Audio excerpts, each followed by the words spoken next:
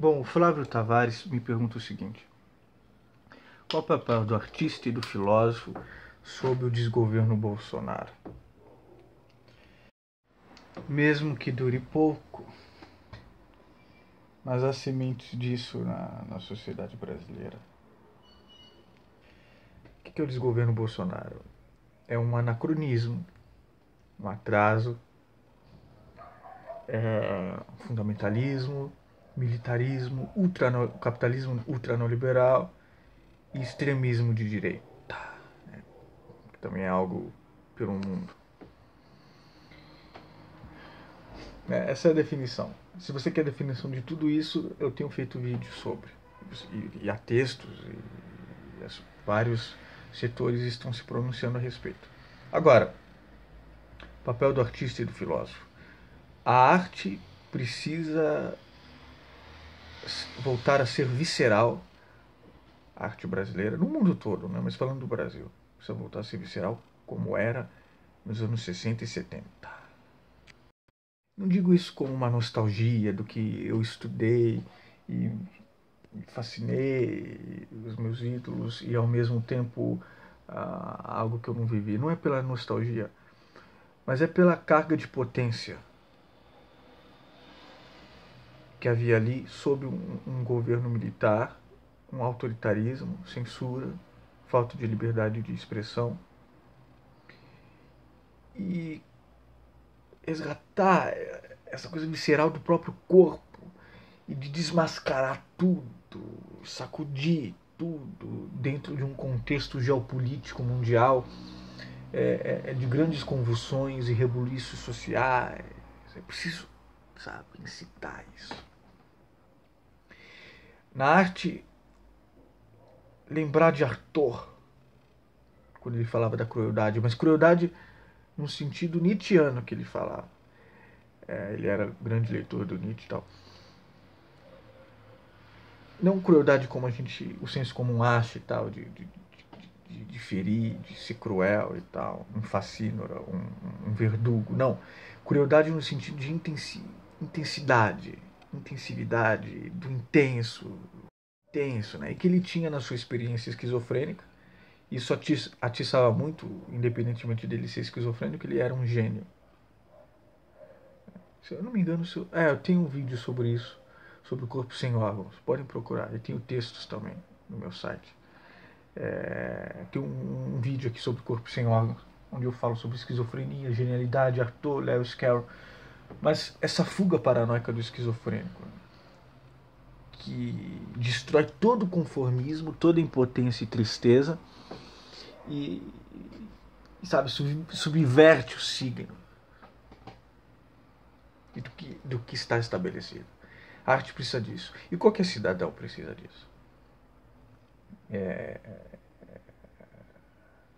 Eu penso sempre numa arte nesse sentido e que busque a inovação. Mas que não rompa com a tradição, mas que transmute a tradição e busque sempre a inovação. Enfim. Agora, quando eu falo na arte dos anos 60 e 70, pensando no Brasil, eu falo no cinema. Não vou citar filmes e tal, procurem. Falo no cinema daquela época, o teatro daquela época, as inovações teatrais brasileiras daquela época, da literatura daquela época, a prosa e a poesia. Sempre pensando nessa inovação estética, onde a reivindicação política, social e econômica não sufoque a inovação estética. Ambas possam ser ricas o bastante. Isso é importante ser dito.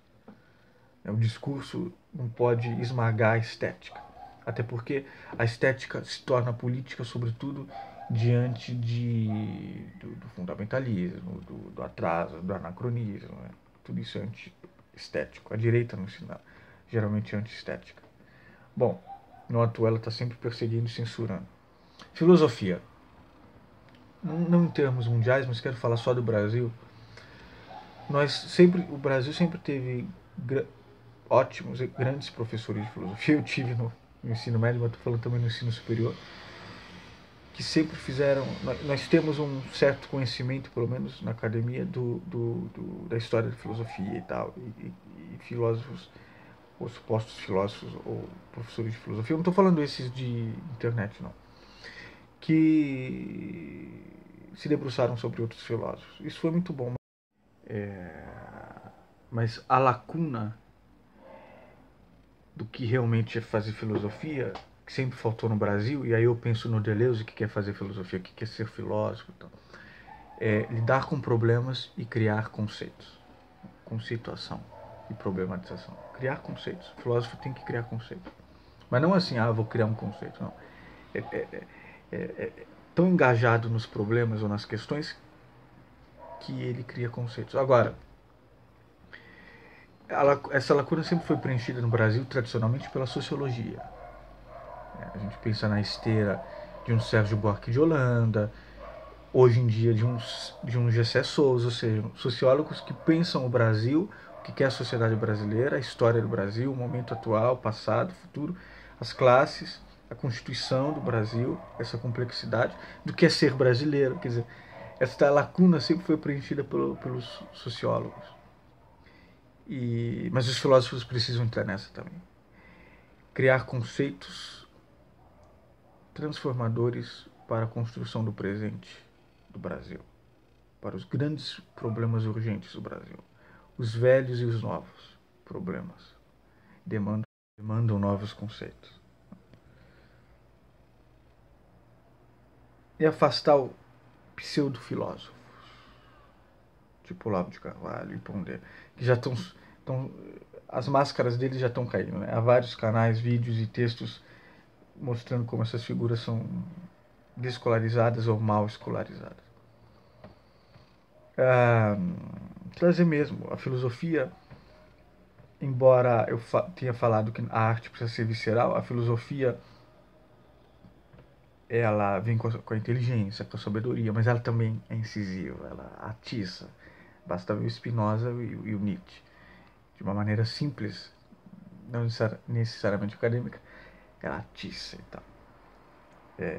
Tanto a arte e a filosofia precisam tomar, e a esquerda, militantes, ativistas ou não, mesmo os partidos precisam se apoderar, não se apoderar de uma forma não monopolizar, não, mas investir, como agora talvez vai investir, já que está na vitrine esse atraso todo, na educação popular, que Paulo Freire tanto falava, e na educação virtual das redes sociais. A arte, a filosofia e a política vão precisar disso. É inevitável. A política institucional dos partidos e nas ruas. Essa conscientização do básico, puxando assim o repertório do maior número possível de pessoas, elevando para que elas também entrem neste caráter que eu estou reivindicando aqui, proponente, ativo, criador, criativo do Brasil. Porque o Brasil está entre as 10 maiores potências do mundo, mas por que essa desigualdade ainda? Distribuição de renda, falar nisso. E a esquerda, aí entra um outro fator, a esquerda vai precisar radicalizar suas pautas também. Não pode ficar coada, falando não isso, não aquilo que a direita vai pondo, não. Pôr as suas cartas. Descriminalização, legalização do aborto, por quê? E pô, qual é a necessidade disso? Dados e tal. Legalização da cannabis, veja os países estão se desenvolvendo, estão fazendo isso. Por quê? Para combater o tráfico. A educação, o papel, a valorização do professor, taxação de templos neopentecostais e tal. É isso, é uma educação plural, como educação plural democrática, como garante o artigo 206 da nossa Constituição, contra qualquer militarismo, contra qualquer deseducação mercantilista, investir no pensamento crítico, garantir realmente uma reforma do ensino médio que seja diretamente associada e que tenha participação ativa, direta dos corpos discentes e docentes. Quer dizer, tudo isso que eu estou dizendo são desejos, não quer dizer que vão ser concretizados, mas a partir do momento em que eu os coloco, eles já se tornam decisivos. Mas puxar as pessoas que estão fora da nossa bolha, dos nossos clubes, falar diretamente com essa massa, né?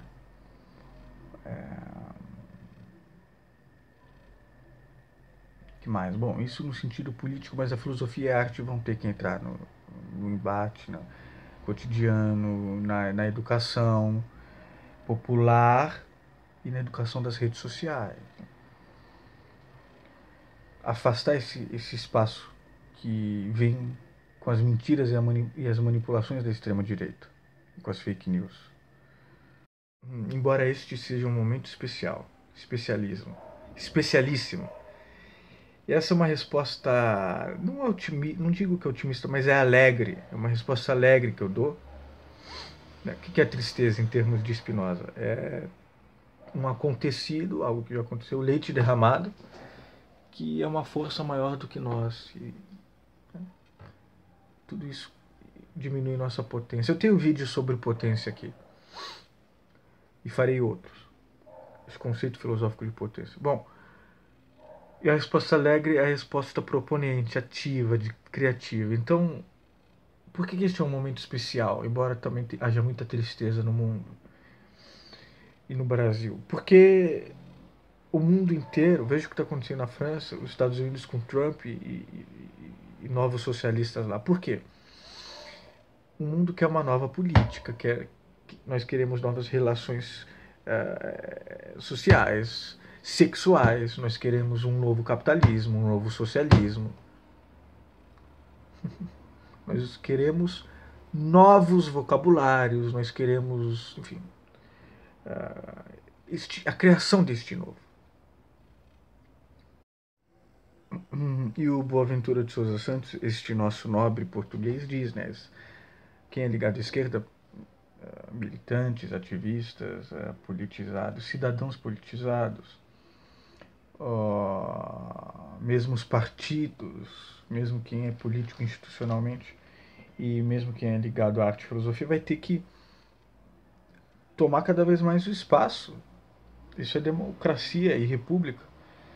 E do que essa monopolização do discurso, da narrativa, da promessa triste dos pastores evangélicos, teocráticos, ligados à bancada evangélica fundamentalista na Câmara. Canais infestados de proselitismo religioso deles, templos lotados, este contato com as classes menos favorecidas, com os pobres. Não pode ser monopolizado por esses pastores, bandidos e corruptos. Preciso dar onde chega para lá, também dialogar, democratizar. Isso é muito importante, a esquerda fazer. É urgente, é vital, é obrigatório. Agora, quando eu digo, inclusive não dando promessas para essa gente, aí é meu lado Spinoza, não sugerindo novos mundos, um mundo melhor, um futuro, paraíso na Terra ou além, não. Também incentivar essas pessoas a pensarem criticamente a sua própria consciência de classe. Não é gramscismo, não. É dignidade. Né? Olha como eu estou, olha como está o pastor. E não é invejar o pastor. É saber que ele pode ter, mas eu também posso. Aliás, os pastores fazem isso. Fazem o que a Igreja Católica não fez no Brasil, sempre condenam a riqueza e tal. Né? Mas, enfim, democratizar esse diálogo para conscientizar essas pessoas a também serem proponentes criativas. E quando eu digo que a gente quer novos signos e novos modos de se relacionar, novas políticas econômicas e sociais, não é no sentido mimado de que não tá bom, eu quero, não. É no sentido de criar efetivamente mesmo, criar. Para isso é preciso se enveredar nos problemas, para poder criar soluções. Agora, quando a coisa aperta e fica difícil mesmo, não há outro sentido senão um dever revolucionário. Diante da opressão, da tirania, da fome, do subdesenvolvimento assim, que mata no nosso cotidiano, diante do aperto, é o dever revolucionário. E só para terminar, senão fica 1 hora o vídeo. Eu falo demais, tenho muitas ideias, eu vou fazendo outros vídeos menores sobre vários assuntos. Não há desejo imanente, não transcendente, imanente, que não tenha o efeito de uma bomba. É isso por enquanto. Eu volto depois. Sempre na resistência. Criar é resistir e na luta.